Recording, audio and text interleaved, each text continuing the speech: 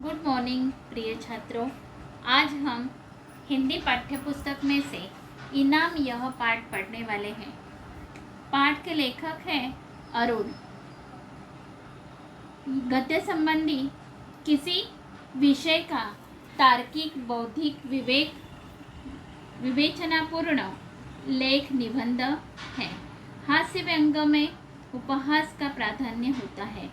प्रस्तुत पाठ में लेखक ने रेफ्रिजरेटर का आधार लेकर समाज की विभिन्न विसंगतियों पर हास्य के माध्यम से करारा व्यंग किया है।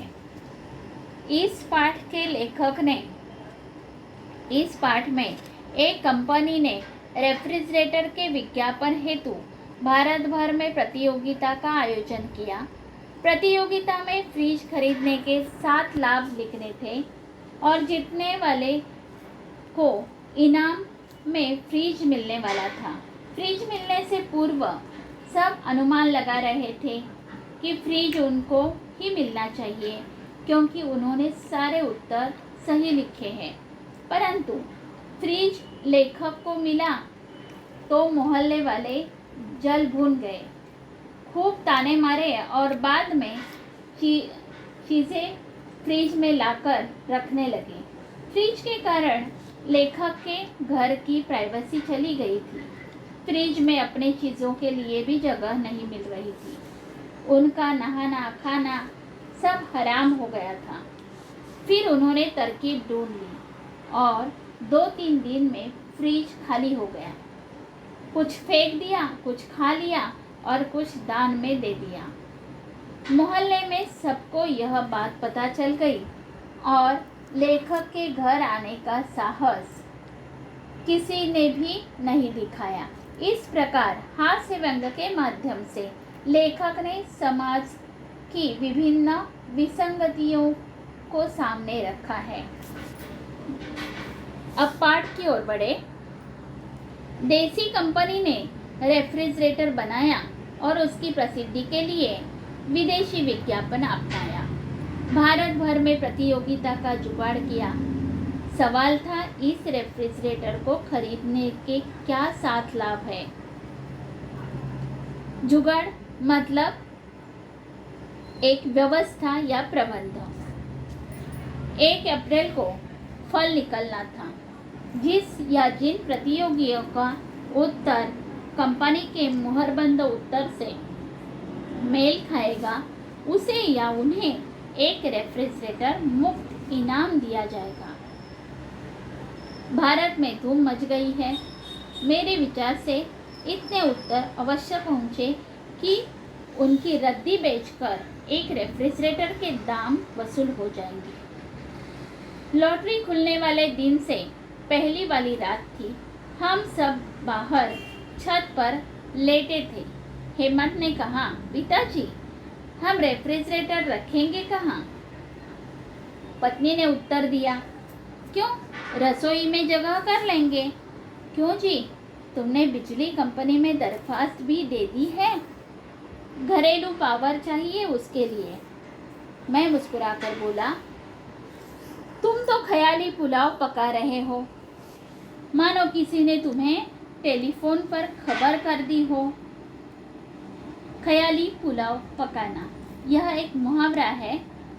उसका अर्थ है कल्पना में खोए रहना। आगे देखो। फिर हमारे टेलीफोन तो तुम ही हो, पत्नी ने मस्का लगाया। इतने अच्छे लेखक के होते हुए कौन जीत सकेगा? पर यह क्या पता मैंने कंपनी के उत्तरों से मिलते उत्तर लिखे हो। अच्छा जी, अब हमसे ही उड़ने लगे। उस दिन खुद कह रहे थे कि कंपनी के पास लिखा लिखाया कुछ नहीं है। यह तो जिसका उत्तर सबसे अच्छा होगा उसे इनाम दे देगी। रेफ्रिजरेटर का विज्ञापन हो जाएगा और लाभ छांटने के लिए किसी एक्सपर्ट को रखना पड़ता और उसके पैसे अलग बचेंगे। वह तो समय समय पर दिमागी लहरें दौड़ती हैं। अमिता ताली पीट कर बोली। अमिता यानी कि लेखक की बेटी। पिताजी, मैं रोज आइसक्रीम खाया करूंगी। हेमंत ने कहा, मैं बर्फ के क्यूब चूसूंगा। तभी बगल की छत से आवाज आई, यह आइसक्रीम रोज रोज कौन बना रहा है? क्या अमिता के पिताजी रेस्टोरेंट खोल रहे हैं? हेमंत चिल्लाया, नहीं ताऊजी, कल हमारा रेफ्रिजरेटर आ रहा है। अमिता भी खिलखिलाई, उसमें रोजाना आइसक्रीम जमाया करेंगे।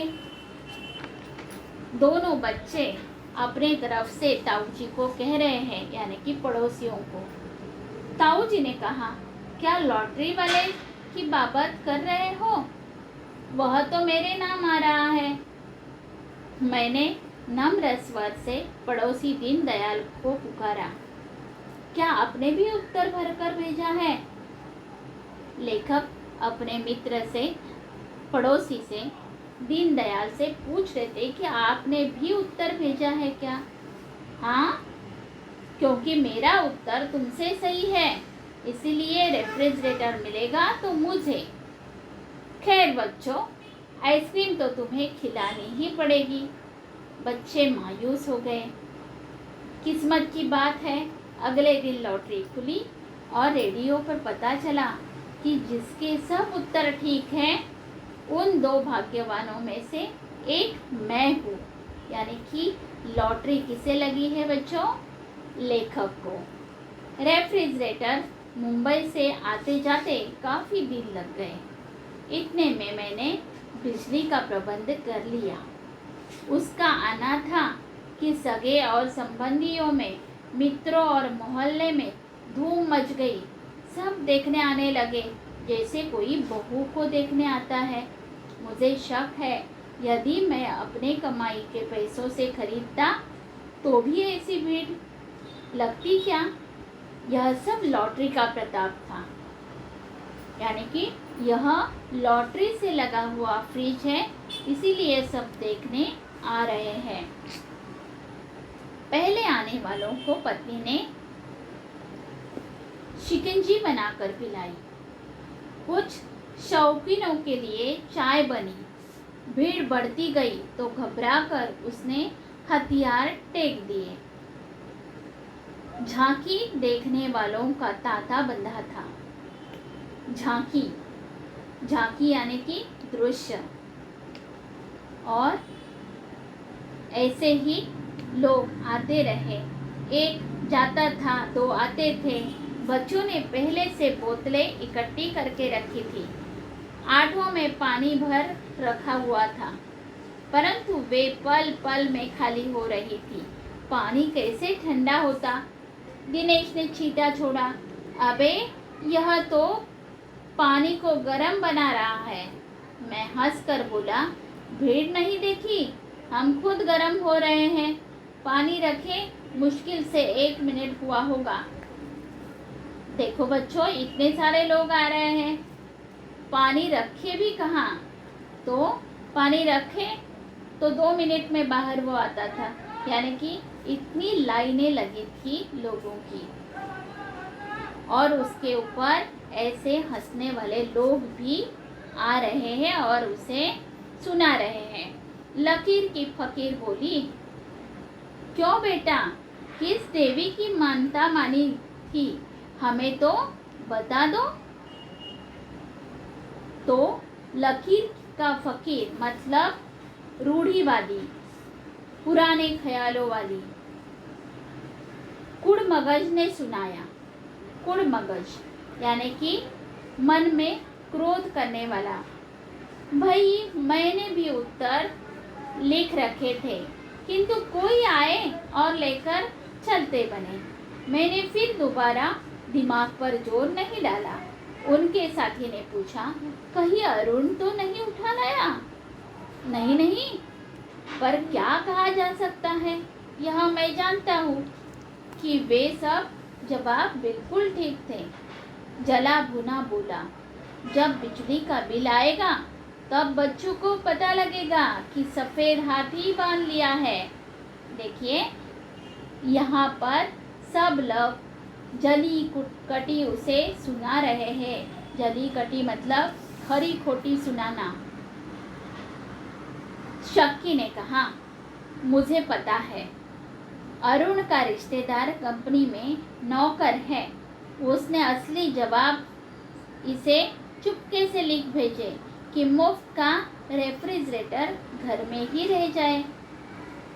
एक तो लगातार लोगों का आना जाना परेशान कर रखा था और दूसरे इस जलीकटी ने कांटों में डंक का काम किया।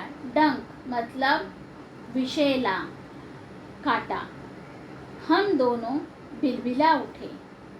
एक बिगड़े दिल ने हेमंत को पुचकार कर पूछा, क्यों बेटे, तुम्हारे पिताजी कितने दिन पहले मुंबई गए थे?